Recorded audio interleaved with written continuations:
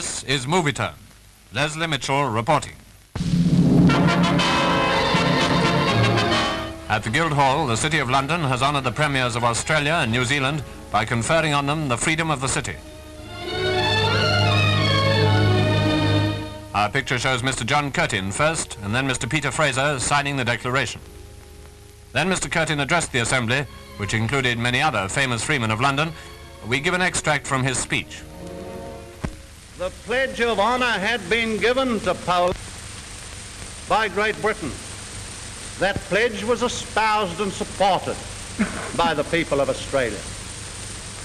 They had no material or territorial interest, it can be said, in what happened to Poland. But they had in their very souls a clear view of the spiritual consequences to them if the Nazis by force could take from Poland the security which Great Britain and France had guaranteed to Poland. And therefore, in support of the word of Britain, Australia declared itself at war with Germany. Mr. Fraser then gave his address, one passage of which aptly summarized the spirit of New Zealand. It required no appeal from the mother country when the hour finally came to take a stand for freedom. All the dominions, early as possible, came into the fray beside the mother country. It fell to New Zealand because of the presence of our cabinet, because of various circumstances. As we waited there in the cabinet room in Wellington, some hoping against hope that war would not be declared. But when the word did come that the United Kingdom was at war, then within 3 minutes, New Zealand was at war also beside the mother country.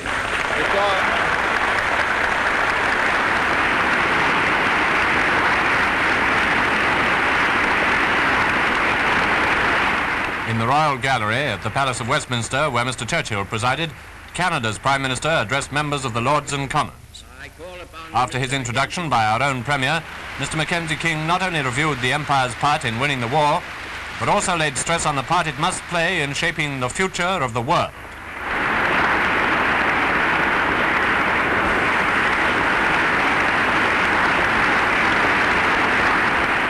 Our first duty is to win the war.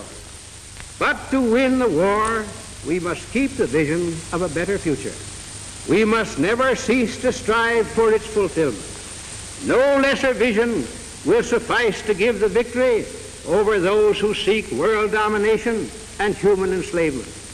No lesser vision will enable us fittingly to honor the memory of the men and women who are giving their all for freedom and justice.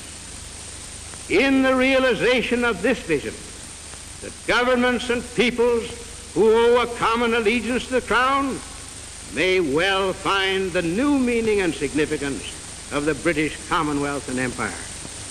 It is for us to make of our association of free British nations a model of what we hope the whole world will someday become.